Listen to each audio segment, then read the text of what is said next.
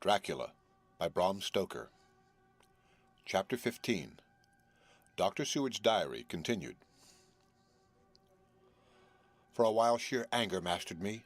It was as if he had, during her life, struck Lucy on the face. I smote the table hard and rose up as I said to him, "Dr. Van Helsing, are you mad?" He raised his head and looked at me, and somehow the tenderness of his face calmed me at once. "Would I were," he said. "Madness were easy to bear compared with truth like this. Oh, my friend, why, think you, did I go so far round? Why take so long to tell so simple a thing? Was it because I hate you and have hated you all my life? Was it because I wished to give you pain? Was it that I wanted now, so late, revenge for that time when you saved my life and from a fearful death? Ah, no." "Forgive me," said I. He went on, "My friend, it was because I wished to be gentle in the breaking to you, for I know you have loved that so sweet lady. But even yet I do not expect you to believe. It is so hard to accept at once any abstract truth that we may doubt such to be possible when we have always believed the know of it. It is more hard still to accept so sad a concrete truth, and of such a one as Miss Lucy. Tonight I go to prove it. Dare you come with me?" This staggered me. A man does not like to prove such a truth. Byron accepted from the category jealousy. "And prove the very truth he most abhorred." He saw my hesitation and spoke. "The logic is simple. No madman's logic this time, jumping from tussock to tussock in a misty bog. If it not be true, then proof will be relief. At worst it will not harm. If it be true, ah, there is the dread. Yet every dread should help my cause, for it is some need of belief. Come, I tell you what I propose. First, that we go off and see that child in hospital. Dr. Vincent of North Hospital, where the papers say child is friend of mine, and I think of yours since you were in class at Amsterdam. He will let 2 scientists see his case if he will not let 2 friends. We shall tell him nothing, but only that we wish to learn, and then... He took a key from his pocket and held it up. "And then we spend the night, you and I, in the churchyard where Lucy lies. This is the key that locked the tomb. I had it from the coffin man to give to Arthur." My heart sank within me, for I felt that there was some fearful ordeal before us. I could do nothing, however, so I plucked up what heart I could, and said that we had better hasten, as the afternoon was passing. We found the child awake. It had had a sleep and taken some food, and altogether was going on well. Dr. Vincent took the bandage from its throat and showed us the punctures. There was no mistaking the similarity to those which had been on Lucy's throat. They were smaller, and the edges looked fresher, that was all. We asked Vincent to what he attributed them, and he replied that it must have been a bite of some animal, perhaps a rat, but for his own part he was inclined to think it was one of the bats which are so numerous on the northern heights of London. "Out of so many harmless ones," he said, "there may be some wild specimen from the south of a more malignant species. Some sailor may have brought one home and it managed to escape, or even from the zoological gardens a young one may have got loose, or one be bred there from a vampire. These things do occur, you know. Only 10 days ago a wolf got out and was, I believe, traced up in this direction. For a week after, the children were playing nothing but Red Riding Hood on the heath, and in every alley in the place, until this blue fur lady scare came along. Since then it has been quite a gala time with them. Even this poor little mite, when he woke up today, asked the nurse if he might go away. When she asked him why he wanted to go, he said he wanted to play with the blue fur lady." "I hope," said Van Helsing, "that when you are sending the child home, you will caution its parents to keep strict watch over it. These fancies to stray are most dangerous, and if the child were to remain out another night, it would probably be fatal. But in any case, I suppose you will not let it away for some days?" "Certainly not. Not for a week at least. Longer if the wound is not healed." Our visit to the hospital took more time than we had reckoned on, and the sun had dipped before we came out. When Van Helsing saw how dark it was, he said, "There is not hurry. It is more late than I thought. Come, let us seek somewhere that we may eat, and then we shall go on our way. We dined at Jack Straw's castle along with a little crowd of bicyclists and others who were genially noisy. About 10 o'clock we started from the inn. It was then very dark, and the scattered lamps made the darkness greater when we were once outside their individual radius. The professor had evidently noted the road we were to go, for he went on unhesitatingly, but, as for me, I was in quite a mix-up as to locality. As we went further, we met fewer and fewer people, till at last we were somewhat surprised when we met even the patrol of horse police going their usual suburban round. At last we reached the wall of the churchyard, which we climbed over. With some little difficulty, for it was very dark, and the whole place seemed so strange to us, we found the western rottum. The professor took the key, opened the creaky door, and, standing back politely, but quite unconsciously, motioned me to precede him. There was a delicious irony in the offer, in the courtliness of giving preference on such a ghastly occasion. My companion followed me quickly, and cautiously drew the door to, after carefully ascertaining that the lock was a falling and not a spring one. In the latter case, we should have been in a bad plight. Then he fumbled in his bag, and taking out a matchbox and a piece of candle, proceeded to make a light. The tomb in the daytime, and when wreathed with fresh flowers, had looked grim and gruesome enough. But now, some days afterwards, when the flowers hung lank and dead, their whites turning to rust and their greens to browns, when the spider and the beetle had resumed their accustomed dominance, when the time-discoloured stone and dust-encrusted mortar and rusty, dank iron and tarnished brass and clouded silver plating gave back the feeble glimmer of a candle, the effect was more miserable and sordid than could have been imagined. It conveyed irresistibly the idea that life, animal life, was not the only thing which could pass away. Van Helsing went about his work systematically, holding his candle so that he could read the coffin plates, and so holding it that the sperm dropped in white patches which congealed as they touched the metal. He made assurance of Lucy's coffin. Another search in his bag, and he took out a turn-screw. "What are you going to do?" I asked. "To open the coffin. You shall yet be convinced." Straightway he began taking out the screws, and finally lifted off the lid, showing the casing of lead beneath. The sight was almost too much for me. It seemed to be as much an affront to the dead as it would have been to have stripped off her clothing in her sleep whilst living. I actually took hold of his hand to stop him. He only said, "You shall see," and again, fumbling in his bag, took out a tiny fret-saw. Striking the turn-screw through the lead with a swift downward stab which made me wince, he made a small hole, which was, however, big enough to admit the point of the saw. I had expected a rush of gas from the weak old corpse. We doctors, who have had to study our dangers, have to become accustomed to such things, and I drew back towards the door.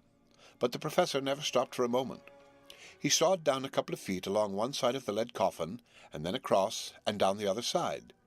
Taking the edge of the loose flange, he bent it back towards the foot of the coffin, and holding up the candle into the aperture, motioned to me to look. I drew near and looked. The coffin was empty. It was certainly a surprise to me, and gave me a considerable shock, but Van Helsing was unmoved. He was now more sure than ever of his ground, and so emboldened to proceed in his task. "Are you satisfied now, friend John?" he asked. I felt all the dogged argumentativeness of my nature awake within me as I answered him, "I am satisfied that Lucy's body is not in that coffin, but that only proves one thing." "And what is that, friend John?" "That it is not there." "That is good logic," he said, "so far as it goes. But how can you account for it not being there?" "Perhaps a body snatcher," I suggested. "Some of the undertaker's people may have stolen it." I felt that I was speaking folly, and yet it was the only real cause which I could suggest. The professor sighed.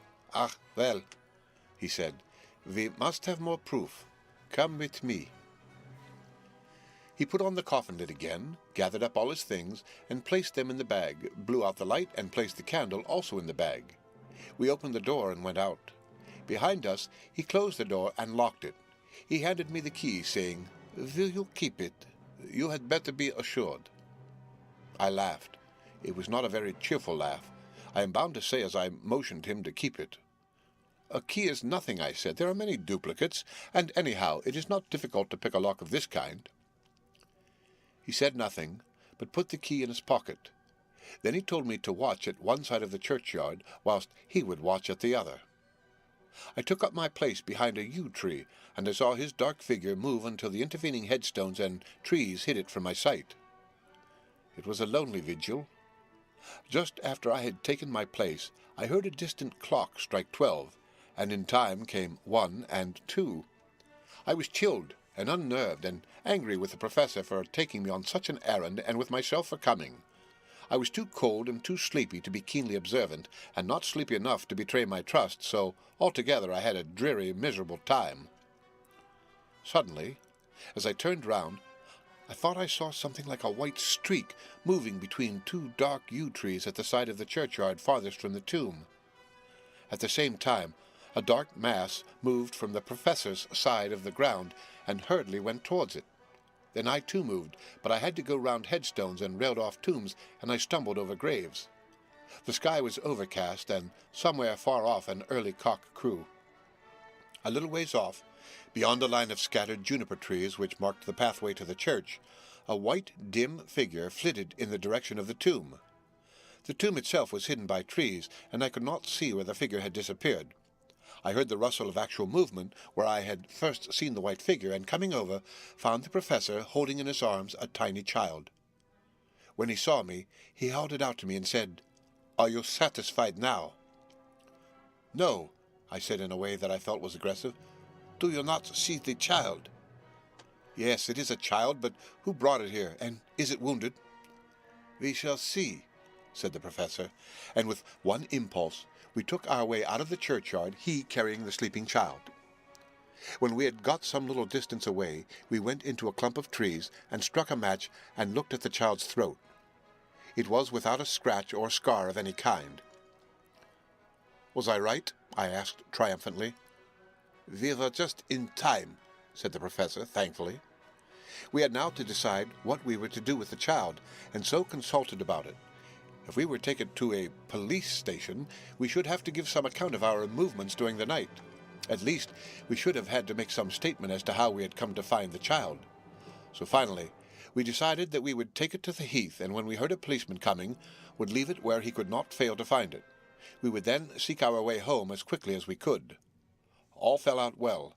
At the edge of Hampstead Heath, we heard a policeman's heavy tramp, and laying the child on the pathway, we waited and watched until he saw it as he flashed his lantern to and fro. We heard his exclamation of astonishment, and then we went away silently. By good chance we got a cab near the Spaniards, and drove to town. I cannot sleep, so I make this entry, but I must try to get a few hours' sleep, as Van Helsing is to call for me at noon. He insists that I go with him on another expedition. 27 September. It was 2 o'clock before we found a suitable opportunity for our attempt. The funeral held at noon was all completed, and the last stragglers of the mourners had taken themselves lazily away, when, looking carefully from behind a clump of alder trees, we saw the sexton lock the gate after him. We knew that we were safe till morning, did we desire it, but the professor told me that we should not want more than an hour at most. Again, I felt that horrid sense of the reality of things in which any effort of imagination seemed out of place, and I realized distinctly the perils of the law which we were incurring in our unhallowed work. Besides, I felt it was all so useless. Outrageous as it was to open a leaden coffin to see if a woman dead nearly a week were really dead, it now seemed the height of folly to open the tomb again when we knew from our evidence of our own eyesight that the coffin was empty. I shrugged my shoulders, however, and rested silent, for Van Helsing had a way of going on his own road no matter who remonstrated. He took the key, opened the vault, and again courteously motioned me to proceed. The place was not so gruesome as last night, but oh, how unutterably mean-looking when the sunshine streamed in. Van Helsing walked over to Lucy's coffin, and I followed. He bent over, and again forced back the leaden flange, and a shock of surprise and dismay shot through me. There lay Lucy, seemingly just as we had seen her the night before her funeral. She was, if possible, more radiantly beautiful than ever, and I could not believe that she was dead. The lips were red, nay, redder than before, and on the cheeks was a delicate bloom. "Is this a juggle?" I said to him. "Are you convinced now?" said the professor in response, and as he spoke, he put over his hand, and in a way that made me shudder, pulled back the dead lips and showed the white teeth. "See," he went on, "they are even sharper than before. With this, and he touched one of the canine teeth and that below it, the little children can be bitten. Are you of belief now, friend John?" One more argumentative hostility woke within me. I could not accept such an overwhelming idea as he suggested, so with an attempt to argue it, of which I was even at the moment ashamed, I said, "She may have been placed here since last night." "Indeed, that is so, and by whom?" "I do not know. Someone has done it." "And yet she has been dead 1 week. Most peoples in that time would not look so." I had no answer for this, so was silent. Van Helsing did not seem to notice my silence. At any rate, he showed neither chagrin nor triumph. He was looking intently at the face of the dead woman, raising the eyelids and looking at the eyes, and once more opening the lips and examining the teeth. Then he turned to me and said, "Here there is one thing which is different from all recorded. Here is some dual life that is not as the common. She was bitten by the vampire when she was in a trance, sleepwalking." Oh, you start. You do not know that, friend John, but you shall know it later, and in trance could he best come to take more blood. In trance she dies, and in trance she is undead too. So it is that she differ from all other. Usually when the undead sleep at home, as he spoke, he made a comprehensive sweep of his arm to designate what to a vampire was home, their face show what they are, but this so sweet that was when she not undead, she go back to the nothings of the common dead. There is no malign here, see, and so it make hard that I must kill her in her sleep. This turned my blood cold, and it began to dawn upon me that I was accepting Van Helsing's theories. But if she were really dead, what was there of terror in the idea of killing her? He looked up at me and evidently saw the change in my face, for he said almost joyously, "Ah, you believe now?" I answered, "Do not press me too hard all at once. I am willing to accept. How will you do this bloody work?" "I shall cut off her head and fill her mouth with garlic, and I shall drive a stake through her body." It made me shudder to think of so mutilating the body of the woman whom I had loved, and yet the feeling was not so strong as I had expected. I was, in fact, beginning to shudder at the presence of this being, this undead, as Van Helsing called it, and to loathe it. Is it possible that love is all subjective or all objective? I waited a considerable time for Van Helsing to begin, but he stood as if wrapped in thought. Presently he closed the catch of his bag with a snap and said, "I have been thinking, and have made up my mind as to what is best. If I did simply follow my inclining, I would do now at this moment what is to be done. But there are other things to follow, and things that are 1,000 times more difficult in that them we do not know. This is simple. She have yet no life taken, though that is of time, and to act now would be to take danger from her forever. But then we may want to have Arthur, and how shall we tell him of this? If you who saw the wounds on Lucy's throat, and saw the wounds so similar on the child's at the hospital, if you who saw the coffin empty last night and full today with a woman who have not changed only to be more rose and more beautiful in a week after she die, if you know of this, and know of the white figure last night that brought the child to the churchyard, and yet of your own senses you did not believe, how then can I expect Arthur, who knows none of these things, to believe?" "He doubted me when I took him from her kiss when she was dying. I know he has forgiven me, because in some mistaken idea I have done things that prevent him say goodbye as he ought, and he may think that in some more mistaken idea this woman was buried alive, and that in most mistake of all we have killed her. He would then argue back that it is we, mistaken ones, that have killed her by our ideas, and so he will be much unhappy always. Yet he can never be sure, and that is worst of all. And he will sometimes think that she he loved was buried alive, and that will paint his dreams with horrors of what she must have suffered. And again, he will think that we may be right, and that his so beloved was, after all, an undead. No. I told him once, and since then I learned much. Now since I know it is all true, 100,000 times more do I know that he must pass through the bitter waters to reach the sweet. He, poor fellow, must have 1 hour that will make the very face of heaven grow black to him. Then we can act for good all round and send him peace. My mind is made up. Let us go. You return home for tonight to your asylum, and see that all be well. As for me, I shall spend the night here in this churchyard in my own way. Tomorrow night you will come to me to the Berkeley Hotel at 10 o'clock. I shall send for Arthur to come too, and also that so fine young man of America that gave his blood. Later, we shall all have work to do. I come with you so far as Piccadilly and there dine, for I must be back here before the sun set. So he locked the tomb and came away, and got over the wall of the churchyard, which was not much of a task, and drove back to Piccadilly. Note left by Van Helsing in his portmanteau, Berkeley Hotel, directed to John Seward, M.D. Not delivered.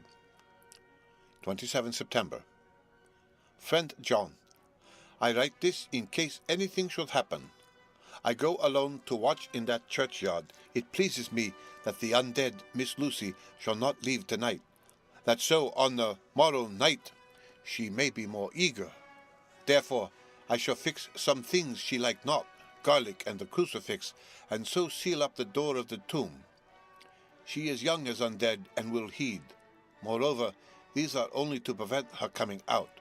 They may not prevail on her wanting to get in, for then the undead is desperate, and must find the line of least resistance, whatsoever it may be. I shall be at hand all the night, from sunset until after sunrise, and if there be aught that may be learned, I shall learn it. For Miss Lucy, or from her, I have no fear, but that other to whom is there that she is undead, he have not the power to seek her tomb and find shelter. He is cunning, as I know from Mr. Jonathan, and from the way that all along he have fooled us when he played with us for Miss Lucy's life, and we lost, and in many ways the undead are strong. He have always the strength in his hand of 20 men. Even we 4 who gave our strength to Miss Lucy, it also is all to him. Besides, he can summon his wolf, and I know not what. So if it be that he came thither on this night, he shall find me, but none other shall until it be too late. But it may be that he will not attempt the place. There is no reason why he should.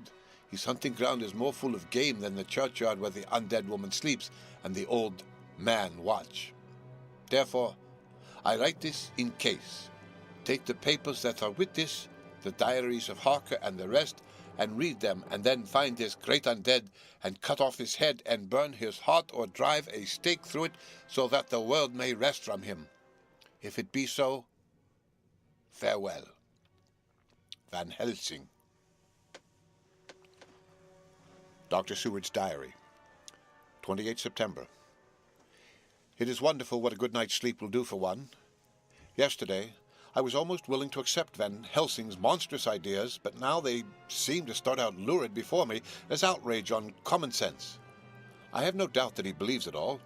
I wonder if his mind can have become in any way unhinged. Surely there must be some rational explanation of all these mysterious things. Is it possible that the professor can have done it himself? He is so abnormally clever that if he went off his head, he would carry out his intent with regard to some fixed idea in a wonderful way.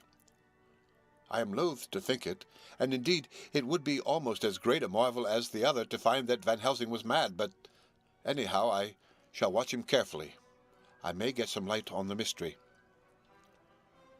29 September. Last night, at a little before 10 o'clock, Arthur and Quincy came into Van Helsing's room. He told us all what he wanted us to do, but especially addressing himself to Arthur, as if all our wills were centered in his. He began by saying that he hoped we would all come with him too, for, he said, there is a grave duty to be done there. You are doubtless surprised at my letter? This query was directly addressed to Lord Godalming. I was. It rather upset me for a bit. There has been so much trouble around my house of late that I could do without any more. I have been curious, too, as to what you mean. Quincy and I talked it over, but the more we talked, the more puzzled we got. Till now I can say for myself that I'm about up a tree as to any meaning about anything. Me too, said Quincy Morris, laconically. Oh, said the professor, then you are nearer to the beginning, both of you, than friend John here, who has to go a long way back before he can ever even get so far as to begin. It was evident that he recognized my return to my old doubting frame of mind without my saying a word. Then, turning to the other two, he said with intense gravity, I want your permission to do what I think good this night. It is, I know, much to ask, and when you know what it is I propose to do, you will know, and only then how much. Therefore, may I ask that you promise me in the dark, so that afterwards, though you may be angry with me for a time, I must not disguise from myself the possibility that such may be you shall not blame yourselves for anything. That's frank, anyhow, broke in Quincy. I'll answer for the professor. I don't quite see his drift, but I swear he's honest, and that's good enough for me. I thank you, sir, said Van Helsing proudly. I have done myself the honor of counting you one trusting friend, and such endorsement is dear to me. He held out a hand, which Quincy took. Then Arthur spoke out. Dr. Van Helsing, I don't quite like to buy a pig in a poke, as they say in Scotland, and if it be anything in which my honor as a gentleman or my faith as a Christian is concerned, I cannot make such a promise. If you can assure me that what you intend does not violate either of these two, then I give my consent at once, though for the life of me I cannot understand what you are driving at. I accept your limitation, said Van Helsing, and all I ask of you is that if you feel it necessary to condemn any act of mine, you will first consider it well and be satisfied that it does not violate your reservations. Agreed, said Arthur. That is only fair. And now that the pulperias are over, may I ask what it is we are to do? I want you to come with me, and to come in secret to the churchyard at Kingston. Arthur's face fell as he said in an amazed sort of way, Where poor Lucy is buried? The professor bowed. Arthur went on, And when there, to enter the tomb. Arthur stood up. Professor, are you in earnest, or is it some monstrous joke? Pardon me, I see that you are in earnest. He sat down again, but I could see that he sat firmly and proudly as one who is on his dignity. There was silence until he asked again, And when in the tomb? To open the coffin. That is too much, he said, angrily, rising again. I am willing to be patient in all things that are reasonable, but in this desecration of the grave of one who... He fairly choked with indignation. The professor looked pityingly at him. If I could spare you one pang, my poor friend, he said, God knows I would. But this night our feet must tread in thorny paths, or later and forever the feet you love must walk in paths of flame. Arthur looked up with set white face and said, Take care, sir. Take care. Would it not be well to hear what I have to say, said Van Helsing, and then you will at least know the limit of my purpose. Shall I go on? That's fair enough, broke in Morris. After a pause, Van Helsing went on, evidently with an effort. Miss Lucy is dead, is it not so? Yes. Then there can be no wrong to her. But if she be not dead... Arthur jumped to his feet. Good God, he cried. What do you mean? Has there been any mistake? Has she been buried alive? He groaned in anguish that not even hope could soften. I did not say she was alive, my child. I did not think it. I go no further than to say that she might be undead. Undead? Not alive? What do you mean? Is this all a nightmare, or what is it? There are mysteries which men can only guess at, which age by age they may solve only in part. Believe me, we are now on the verge of one. But I have not done. May I cut off the head of dead Miss Lucy? Heavens and earth, no, cried Arthur in a storm of passion. Not for the wide world will I consent to any mutilation of a dead body. Dr. Van Helsing, you try me too far. What have I done to you that you should torture me so? What did that poor sweet girl do that you should want to cast such dishonor on her grave? Are you mad that you speak of such things, or am I mad to listen to them? Don't dare think more of such a desecration. I shall not give my consent to anything you do. I have a duty to do in protecting her grave from outrage, and by God I shall do it." Van Helsing rose up from where he had all the time been seated and said gravely and sternly, "My Lord Godalming, I too have a duty to do, a duty to others, a duty to you, a duty to the dead, and by God I shall do it. All I ask you now is that you come with me, that you look and listen, and if when later I make the same request, you do not be more eager for its fulfillment even than I am, then I shall do my duty whatever it may seem to me. And then, to follow your lordship's wishes, I shall hold myself at your disposal to render an account to you when and where you will." His voice broke a little, and he went on with a voice full of pity.